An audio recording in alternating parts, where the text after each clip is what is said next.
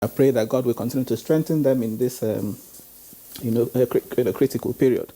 Now, having said that, it's important. I mention it that the issue of the lockdown. There is no doubt that the lockdown has, impacted, positively on the rate of the spread. If we weren't for the lockdown, maybe we wouldn't be talking about 5,900 today. Maybe we'll be talking about a figure that is much, bigger than it is. Remember, the first, the index case was on 27th of February. Between that time and now, we are looking at a figure that is less than 6,000, fewer than 6,000. If you compare that with what the rate of spread in India, a country like India, Brazil, and the rest of them, you will discover that is quite low. And that's also where I commend the efforts of the government, the NCDC, the task force, on the much they have done. There is this study I stumbled on in connection with this. It was conducted by some researchers in a university in Germany, the Göttingen University in Germany. The researchers did a study on quantifying the impact of intervention efforts, by the German government. And what they found, is that the various restrictions and various lockdowns over a period of time, helped to reduce the spread and break the exponential growth of the pandemic. This study is also supported by another one in France, where French scientists also, discovered that the lockdown helped to reduce the spread of the SARS-CoV-2, by as much as 78% in France. But all these studies talked about the key success factors. They kept mentioning, testing. They kept mentioning contact tracing, physical distancing, and hygiene. That these four factors, contributed to the success rate. Now, having said that, it's also important to recognize that on the other hand, you also have UNICEF, for example, warning that is also leading to, an increase in death, from some other diseases. The lockdown is also resulting from increase in death from some other diseases. That maternal mortality, for example, is rising.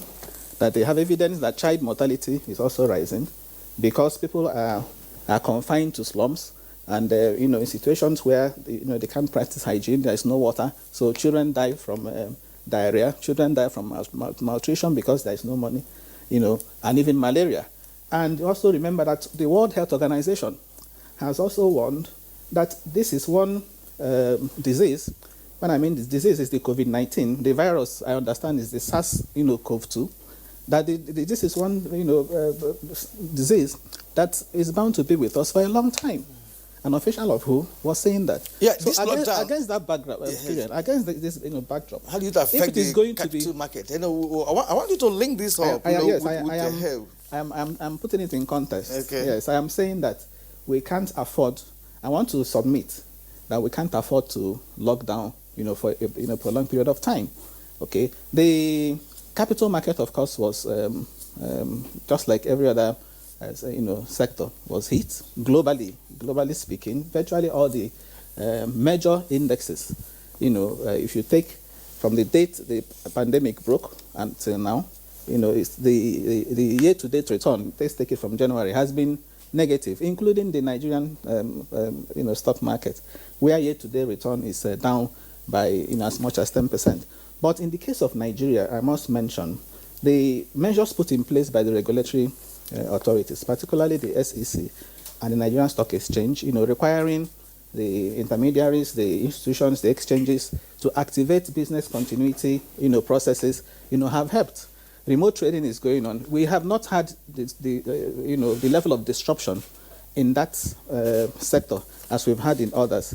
So you could say there is seamless continuity in the activities in the stock market. As I said, trading is still going on. As a matter of fact, last month, the month of April, the market gained by as much as 8%. It was one of the best performing in the world. as much as 8. So we have not seen any much disruptions in the stock market, as we have seen in other. And the financial sector in general, have been somewhat, resilient. Again, thanks to the, previous efforts by the CBN in ensuring that financial soundness indicators, have been quite strong. If you look at the non-performing ratios in the banks, okay, before now, it was trending down. A lot of banks too, in terms of capital adequacy ratios, that was also strong. So, given that the financial sector, I can tell you, did not suffer so much disruptions. And again, even the lockdown, the government exempted them. So financial services were still going on. The stock market, the stock exchange didn't close. It was open. People were doing remote trading. Okay, so I would say, and of course the telecom sector too, the bright spots, in all this, also didn't suffer. So apart from the other sectors, Yusuf mentioned earlier, aviation, hospitality and so on. Financial sector in particular, telecom sector, the agri sector to some extent too, didn't suffer as much disruption, as we, had experience in other sectors. Okay, Professor Waleke, thank you very much. We still haven't been able to clear up our connection to Kano. I'm sure once it's sorted out, we'll return to Yushao Ango to take on this first question. Let's return to Professor Mike Obadan in Benin. Professor Mike Obadan, I mean, in terms of seeking to balance the need for people to stay healthy and be alive under the pandemic, and then for them to continue to earn a living, that's a very tough one. But some persons have argued that the peculiar circumstances of each environment will have to be considered. I mean, if you were to take a look, for instance, at the United States, which has so far the highest death toll from COVID-19, you're having all kinds of arguments as to whether or not to reopen the economy, and if reopening the economy, to what extent should the various economies, particularly at the state level, should be reopened. The U.S. is recording some of the highest numbers of unemployed persons right now. And that's a society that ordinarily has some safety net by way of social security. But in an environment where the social security network isn't as firm or is inchoate in the sense that it's just been, how much can we do in terms of continuing to extend the lockdown, bearing in mind also that we have a number of persons who are self-employed in this environment? Well, thank you very much, Kingsley. A very important question. But again, the very critical issue is, what do we want? The health of the people, or the health of the economy, or both? In other words, are we in a position to trade off, health, for economic recovery? And you made a very important point, in terms of the U.S. experience. Yes, the U.S. has very robust, social safety network to the extent that even the unemployed people, those who are falling into unemployment now, are being catered for, with cash transfers, unemployment benefits, and so on. We don't have that one in our environment. That would ordinarily have put some pressure on us to say, okay, let us, unlock the economy, let our people, begin to participate actively in production, service activities, and so on, to get their means of livelihood. But the problem for me, Kingsley, is this, and I think it was adverted to earlier by one of our guests in Lagos. Do Nigerians generally exhibit the level of discipline and responsibility to be able to help themselves in these difficult times by maintaining the required social distancing, protocols and associated activities to be able to prevent themselves from catching the disease or getting the disease spread further? The answer is no. From the little experience that we've had with the partial easing of activity in some states, it's very clear that most Nigerians do not seem to have that level of discipline. They don't have that level of responsibility. Some of them, I'm sorry to say, tended to go berserk once they appear to have seen what they call freedom. You see massive congregations at various activities in banks, in markets, and so on. And so we must factor that one in our efforts to move forward. And that's why, yes, the experiences in some states may differ, even in terms of, trying to ease up, activities. But generally, the principle must be we want to preserve the health of the people. It's healthy people that participate in economic activities, that go to work, produce goods, and create wealth, for the economy. And we must then be able to identify those set of activities where we can enforce social distancing regulations very, very easily. And that one can be done. And, there are a number of activities. For example, government already has exempted agricultural activities from, the lockdown. Farming and farming and agricultural activities, food production activities. But then what I will add, that one definitely will remain unlocked.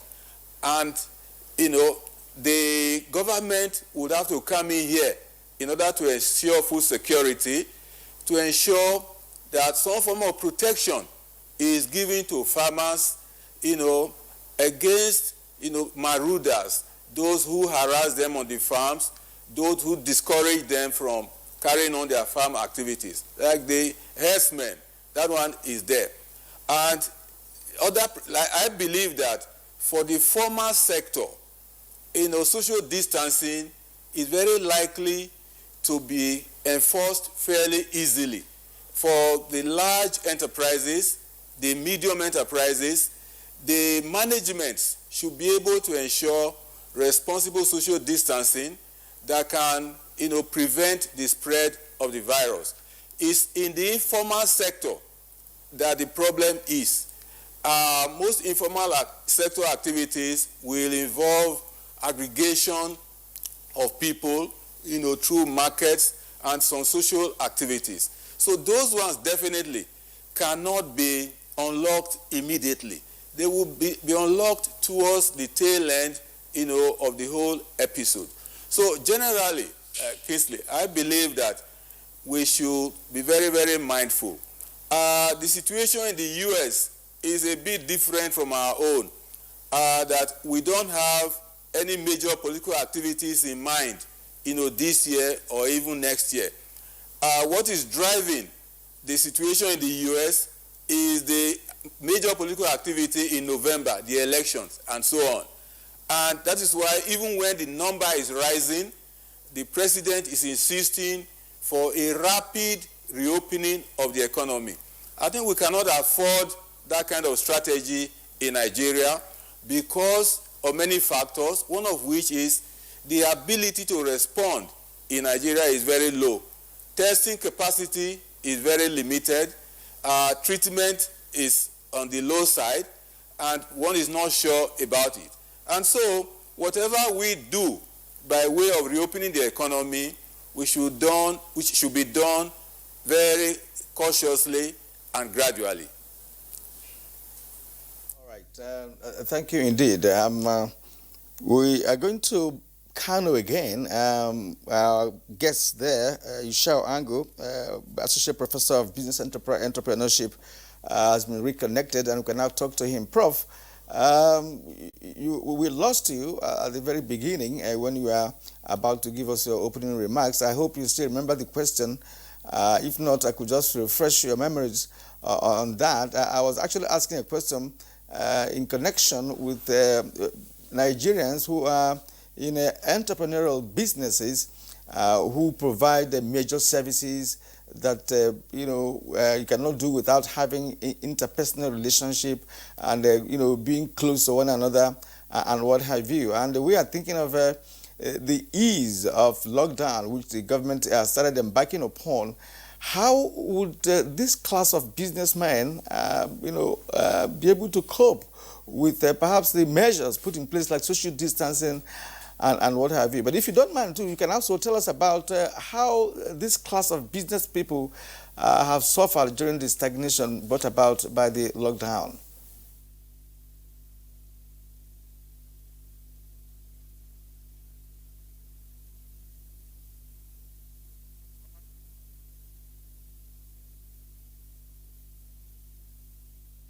We seem to be having an issue with that connection there. So yeah, I don't know. That's sometimes stuff happens, as the saying goes. Let's see if we can go over to Lagos, back to our two guests who are with us via Skype. Dr. Muda Yusuf, who is Director General of LCCI, that's Lagos Chamber of Commerce and Industry. That's him there on the right side of the screen. And then Timothy Olawale of NECA, that's the Employer Consultative Association. Gentlemen, but let's, starting off with Muda Yusuf again. Let's try and do some just rough mathematics with respect to this. Here we are. Okay, lockdown continues. All the social issues that you have raised, along with other guests, with particular reference to the non-observance of the protocols, those issues are noted. Now, assuming we're to say elongate the lockdown further, so that we prevent further community transmission of this virus. The realistic view is that this virus is going to be around for a while. So how long, therefore, can you possibly extend the lockdown? And if you extend the lockdown, businesses will continue to suffer, especially when those businesses don't belong on the essential list of services or production that should remain open. We're already seeing a request, a demand, or a campaign for stimulus packages for various sectors of the economy.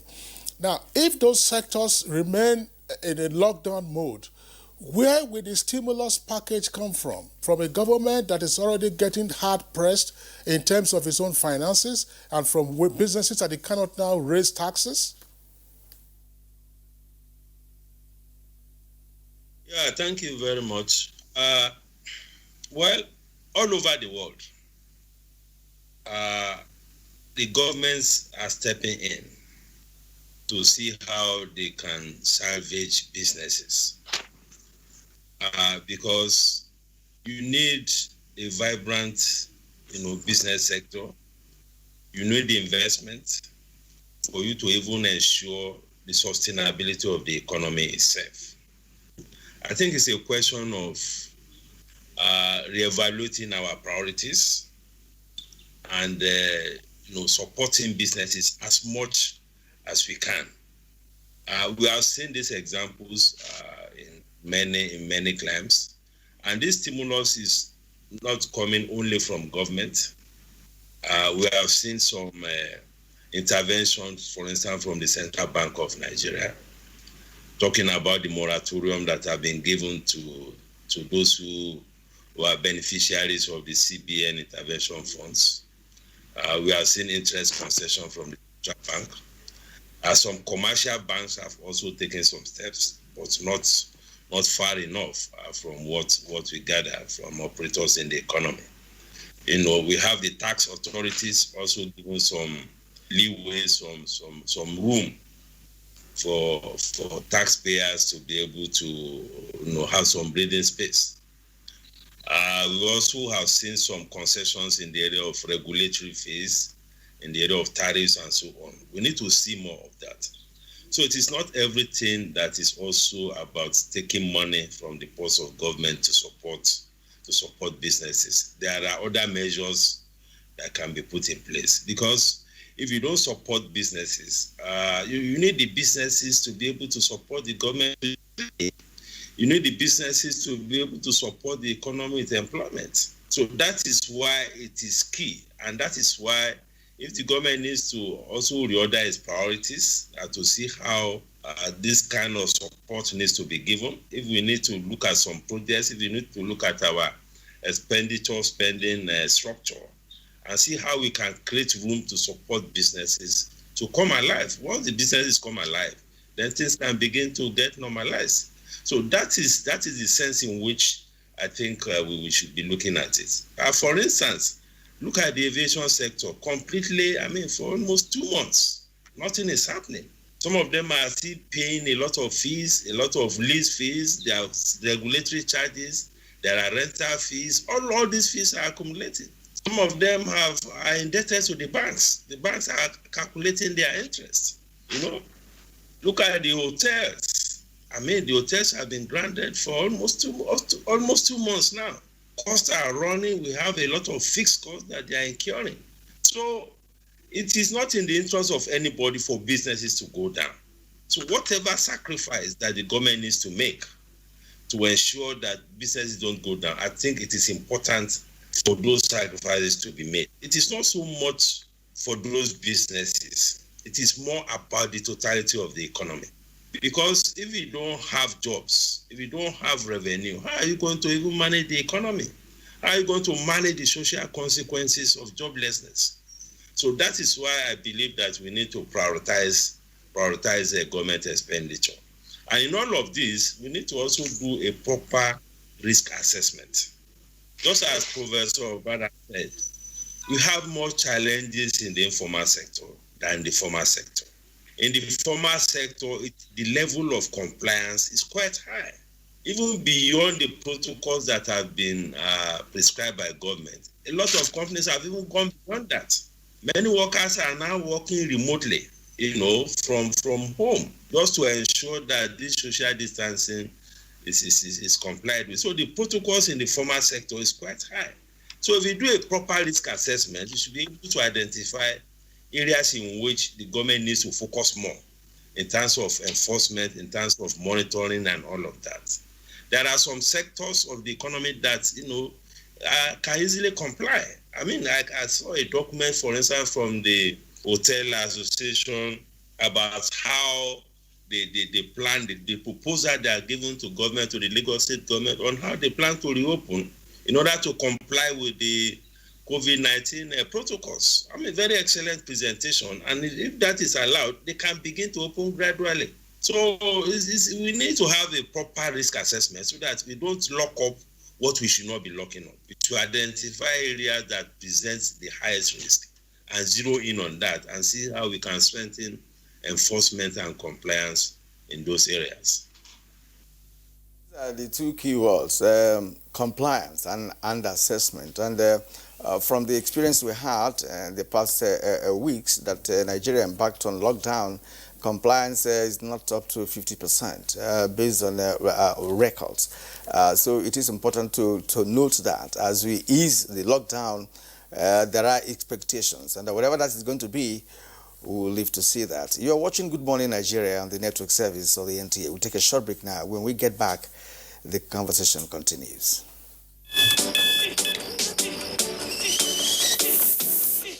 You don't wait for life. You go to meet life. It's not about how many chances you get. It's what you do with what you've got. Cup after cup. Morning after morning. Start strong.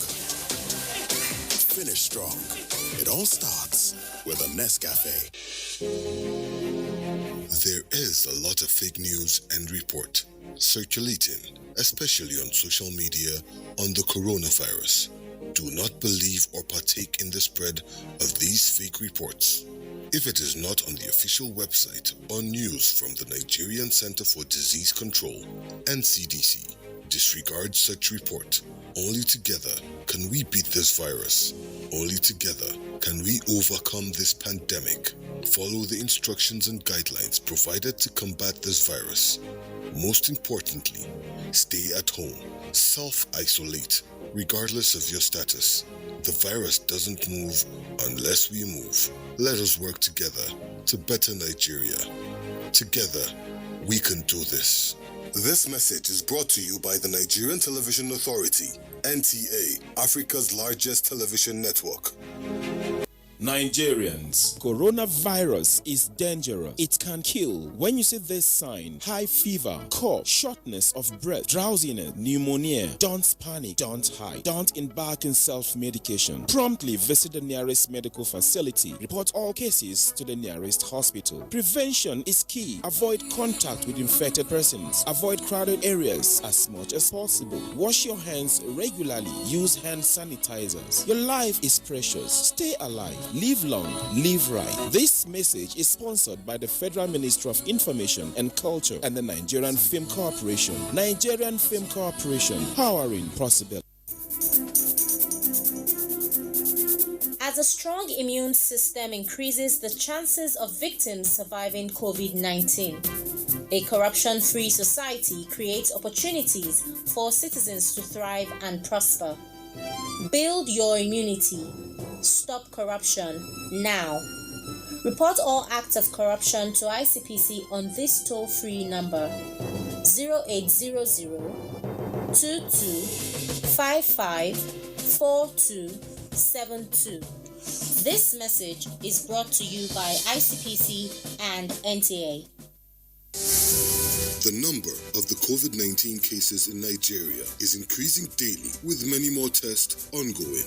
The battle of testing, isolating, treating, and attending to the affected persons rests heavily on the shoulders of our health workers, constantly putting their lives on the line and at risk to contain this virus, save and protect the lives of millions of Nigerians. To these health workers, we at the Nigerian Television Authority, NTA, on behalf of millions of Nigerians, say a big thank you for all that you have done and are doing. To the security agencies enforcing the lockdown and every other frontliner, we say thank you for putting your lives on the line to save ours. There is no amount of words that can quantify our gratitude. Thank you. This message is brought to you by the Nigerian Television Authority, NTA, Africa's largest television network. All right, you're welcome back, and it's Good Morning Nigeria, live on the network service of the Nigerian Television Authority. Our engineers say to us that they have broken the Kano jinx, so we're going over to our Kano Network Center now. Yushao Ango, Associate Professor, if you can hear us clearly, we hope we can also hear you clearly. Just to rephrase the question that my colleague Kirian posed earlier, in your opinion, what are the most acute entrepreneurial challenges arising from the various measures aimed at containing the coronavirus? That's one. And secondly, in the light of the comments made by the other guests, for how long more can this lockdown persist without breaking the backs of entrepreneurs?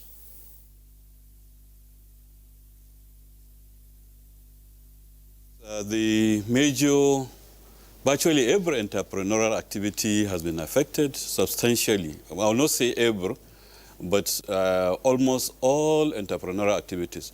But I think what is clear is that it is hitting more the informal sector, the service sector in particular, more than any other sector. If you look at it, and it also even affects even the agricultural sector that was exempt in reality. Why? Because if you look at the value chain of the activities, it is allowed for goods to move, from one state to another, as long as they are food items. But however, the local markets are not taking place, where these goods can be brought to market, except where the farmers themselves have the capacity to load their goods and carry them all over. The hardest hit, obviously, the hospitality industry, like has been stated, transport industry, especially logistics, transport in terms of passenger transport, and then aviation. Those sectors have been heavily affected. Also affected are the commerce sector, because every day that there is some relax That is the day that you see a lot of commercial activities taking place. So that has been affected substantially. The manufacturing has been affected, but the mining has been affected somewhat. But, you know, those ones are easily managed and they can easily fit in to the new, if you like, or any protocol that is given to them. What is the difficulty, or rather, or the challenge, the major challenge, is that we have quite a number of people, business entrepreneurs, small business entrepreneurs, who earn their monies on a daily basis, who have to come out, you know, for them to be able to get some income for that day.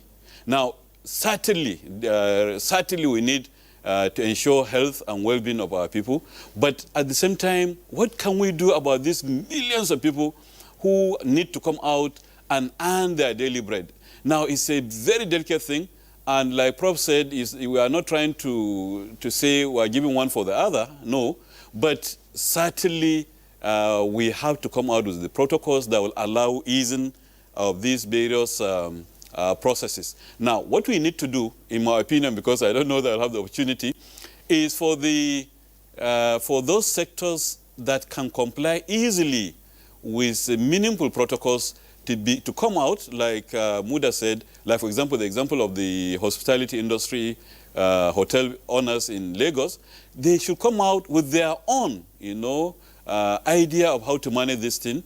And if they do that, and if it's acceptable to government, they should allow them. So that is how they should pace it. However, that is number one. Number two, we need to now, then it means we need to go into self-regulation somewhat. Other sectors, like I said, the transport industry or the aviation sector, they should come up with their own also. They should come up, even though this is a global one, but even for local transportation within the aviation sector, they should come out with their own suggestions as to ways to manage it. But my major concern, sincerely, is with the itinerant traders and small businessmen and others that are affected. The farmers are affected also, surprisingly, because there is no market, really. You know, weekly markets takes place here, you know, where you can go and buy things. If those markets are not existing, where will the farmers take their goods to? Now, if they are not able to take their goods to the markets and sell, then they may not be able to also buy, they may not be able to buy fertilizer and all those things and inputs now that the rainy season is around. Then we may have problem, because it means we may not have enough food commodities in the next season. The one luck we have, and we thank God for that, is that there is food, you know, in Nigeria. Imagine if there was no attention given to agriculture before now, it would have been more serious. So I am concerned about what will happen by next year, because if farmers cannot go to farms because they cannot get inputs, because they don't have the money, because they could not sell their previous year's outputs, then there will be a challenge. So these are areas in which I think some things need to be done, especially to ease the lockdown. The lockdown, unfortunately, has to be eased, even though we have not seen the end of the pandemic. It has to be eased because of the reality on ground. People are really there, and every opportunity you give people, you give them 2 hours, 3 hours to come out, they come out in drops. So I think we need to work quickly, you know, to release those sectors that can be released immediately. Others, then we need to do a lot more enlightenment, but then we have to release especially the small-scale businessmen and entrepreneurs. Let's remain with you, but very briefly, I wanted to address this issue. We're talking about stimulus from government. What kind of stimulus will you be proposing for entrepreneurial businesses across the nation, assuming government comes up with a palliative, because palliative is now in different forms. It could be commodities, it could be food items, as well as some funding of some businesses that may have, had very bad, impact or experienced bad impact, of COVID-19 during the lockdown. What kind of stimulus are you expecting for this class of business?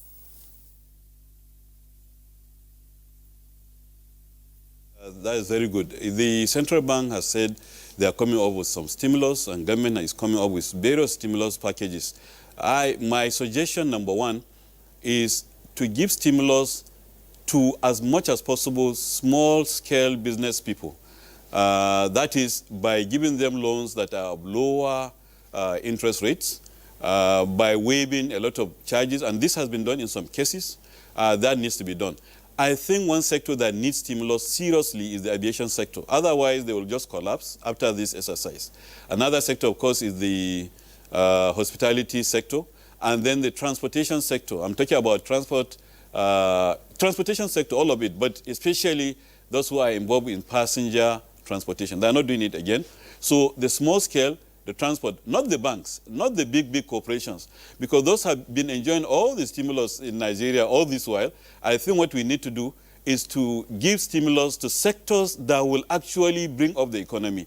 We know the importance of agriculture to this economy. We know the importance of industry to this economy, and those are growing sectors. We know the importance of services, yes, but not all services that should be provided with this. Those services that have been badly affected, and they need to actually, because we need them to retain their staff. We don't want them to send away their staff. I saw a video of one of the bank chief executives saying that they have realized they don't need these people, they don't need those people, and they want to lay them off. That is very common with banks. I don't want to see this stimulus going to banks or any very big, strong organizations that can actually take care of themselves. I want to see it going more to those lower levels, you know, that it will actually boost the economy and ensure that we don't go into recession.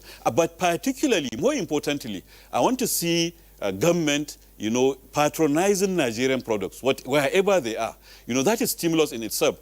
If they can, we can patronize Nigerian businesses for various things that we're doing or that are contained in the budget, whatever we can implement, I think that is also stimulus in a way. We should not patronize foreign contractors or whoever if we can actually get Nigerian businesses that can do or provide some services or goods. So I think that is the kind of stimulus we need. We need to do it from the bottom up, in my opinion. Thank you very much there for your comments. I want to come back to Professor Uwaleke in the studios. Still on the stimulus package, what is the nature and texture of the stimulus you would like to see? Bearing in mind the views that have already been expressed, in particular Usual and Muda. Muda was saying, for instance, we're looking at the aviation industry and say, look, the airlines, they have all kinds of, if you like, statutory fees to pay, parking, landing fees, and so on and so forth. Could the government, rather than just say, look, here is 1 billion or 10 billion, take, could the government then say, using its own various agencies, say, look, write off all of this? So it would be a shortfall in government revenue. So can the stimulus be in kind in terms of waiver of fees due from government? That's one leg of it. Second leg could also be, okay, what exactly do we want to see from the exposures they have to the financial services sector? I mean, you're a finance expert. They have loans that are running. What can the central bank do and the bankers committee do in terms of those loans? Because it's a bad business season for everybody, by the way. Yes, Kingsley, you have said it all. In terms of stimulus packages, you know, to this sector, particularly the airline sector. Of course, you know, the central bank already has a package. Part of the 50 billion naira package, you know, is also meant for the airline sector, even though I think, you know, in my view, that kind of money may not really, you know, be sufficient for them to meet their needs. For example, the 50 billion package has a 20 million cap, you know, that, you know, a business can access. And if you look at the qualifying sectors, airline is one of them. So I think the airline industry should be moved to, you know, a bigger, you know, bigger funding package outside of the 50 billion. So the airline, of course, they will need cash. They will need the waiver, you know, that you talked about, particularly, you know, cash, particularly working capital. The central bank, apart from the 50 billion, has other you know, stimulus packages. I understand they have over 1 trillion. You know, in fact, the total package they have, you know, according to the central bank, is in excess of 3 trillion. So the airline industry, you know, can take in a good chunk of that, you know, to be able to, you know, to stay afloat. And let me also say quickly, the IMF has, projected that the economy is going to tank by as much as 3.4%, even worse than the world average of 3%. And the extent, of course, that's a forecast. The extent to which this happens will depend on how long we prolong this lockdown. The budget is has a deficit of 5.3 trillion, the 2020 budget, meaning government is going to borrow so much, this year, in addition to the money they said they'll get from privatization, okay? And that money needs to be injected into the economy to stimulate activities. So that also means that we need to relax this thing, gradually. Other countries are doing that. Greece, in spite of the high rate of infection, has also eased lockdown. Even in India, India has over, as we speak, has over 90,000 positive cases. But India has lifted interstate, the movement. Ditto for countries like Italy and even Brazil. So what we are saying is we need this phased program. And later today, when the president addresses the nation, I expect to hear that there's a phased program. UK has put in place a 3-step program. India has 5. So we should also have a phased program of gradually relaxing the lockdown. And key in place, permit me to say this, in the education sector, for example, research centers are not supposed to be under lockdown. I just cited the case of 2 studies, one in Germany, one in France, all around about this period, providing reliable data, to the NCDC for whatever actions they're doing, because whatever you're doing should be evidence-based. So universities should not be ghost towns. If you go to universities today, they are ghost towns. Even when ASU is on strike, there's one function of a university lecturer that doesn't go on strike, and that's research. That was part of the initial response that all schools, primary, secondary, and tertiary, should be closed to prevent community transmission. Yes, I'm saying research. In the university, you do teaching, units, you do research, you do community service. Research should be allowed to, be ongoing. Our labs, for example, should be open. Lecturers should feel free, to go there and do their personal research. Prof, we'll have to pause you here and get the final thoughts from Dr. Omoda Yusuf, who's the Director General of Lagos Chamber of, or rather, let's go to Olaole, actually, Dr. Timothy Olaole, the DG of Nigerian Employers Consultative Association, NECA. We are talking about stimulus this time around, and what, in your opinion, should be the right step to take with respect to a stimulus?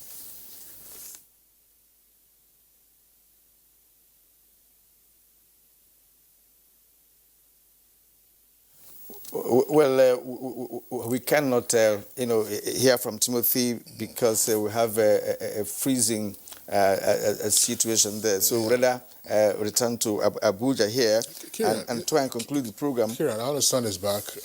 He's back. Okay. Can we hear him? Can we hear Dr. Timothy Olaole, please? Can we hear? I hope you heard my question. We're talking about stimulus that government is rolling out to, of course, back up business activities. Like I said, there has been several proposals with regards to stimulus packages in time past to government. And I can just review some of them.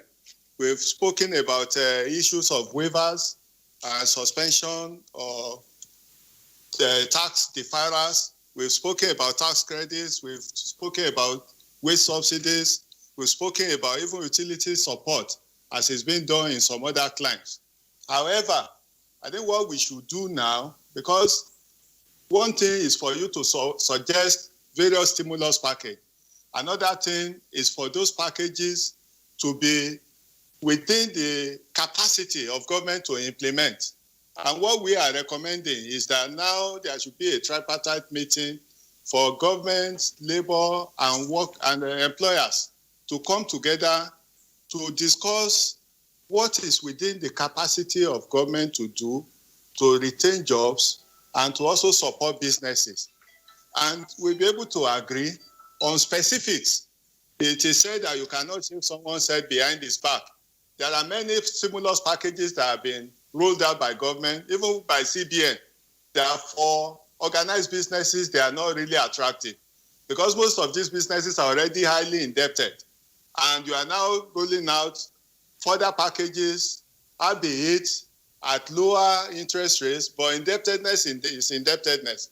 Like it's been done elsewhere, what is the capacity of government to give grants with regards to supporting businesses? Let me also quickly say, before we close, that with regards to what we need to do, much has been said about hospitality sector.